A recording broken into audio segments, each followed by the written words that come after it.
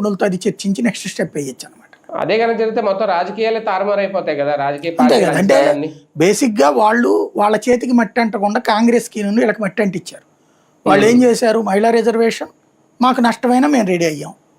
దళిత దక్షిణాది రాష్ట్రాలకే కాదు దేశవ్యాప్తంగా 50% సీట్ల ద్వారా ఎవరికి అన్యాయం జరగకుండా చూసే ప్రయత్నం చేశాం.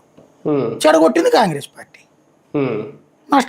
నష్టపరిచింది కాంగ్రెస్ పార్టీ, మేం కాదు కదా అని ముందుకు వెళ్ళడానికి వీలు వచ్చింది కదా. వాళ్ళకి సీట్లు తగ్గినాయి అంటే ఎవరిని తిట్టాలి, మోడీని తిట్టడానికి లేదు కదా, రాహుల్ని తిట్టుకోవాలి అప్పుడు.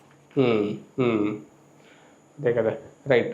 చూద్దాం, నిజంగా అమరావతికి ఒక ప్రత్యేక గుర్తింపు తీసుకొచ్చే ప్రయత్నం చేస్తుందా రాష్ట్ర ప్రభుత్వం, లేదు నిజంగా జనాభా ప్రాతిపదికన గనక డీలిమిటేషన్ జరిగితే దక్షిణాదికి పూర్తిగా అన్యాయం జరుగుద్దా? నిపుణులు చెబుతున్న మాట అదే, ఏం జరుగుద్దో వెచ్చుద్దాం.